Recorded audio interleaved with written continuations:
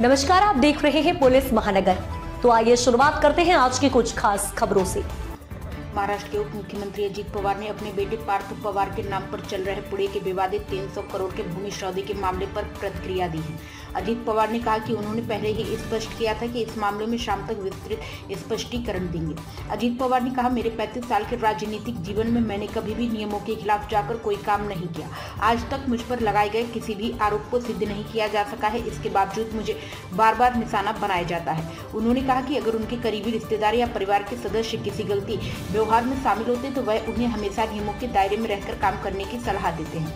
अजीत पवार ने बताया कि जब यह विवाद बढ़ा तब उन्होंने मुख्यमंत्री से फोन पर बात की थी और कहा था कि अगर जांच करनी है तो पूरी पारदर्शिता से की जाए। उन्हें इस पर कोई आपत्ति नहीं है।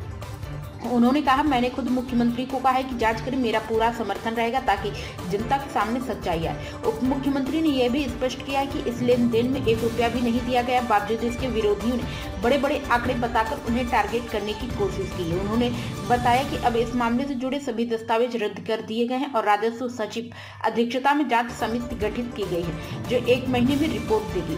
पार्थ पवार का नाम FIR में नहीं है। अजीत पवार ने यह भी बताया कि 3 लोगों के खिलाफ FIR दर्ज की गई है। राजस्व मंत्री चंद्रशेखर बावनकुले ने स्पष्ट किया है कि जिन लोगों ने कार्यालय में जाकर दस्तखत कराए उन्हीं पर मामला दर्ज हुआ है। पार्थ पवार का नाम FIR में नहीं है। उन्होंने कहा कि यह जमीन का पुराना मामला है जिसका सौदा 2005-6 में कुछ लोगों ने किया था और पार्थ पवार या उनके साथी दिग्विजय पाटिल को इस बारे में कोई भी जानकारी नहीं थी।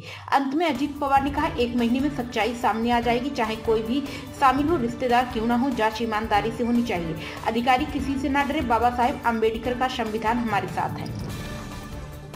अब तक की खबरों में बस इतना ही। ऐसे ही खबरों के लिए बने रहें हमारे साथ। तब तक के लिए नमस्कार।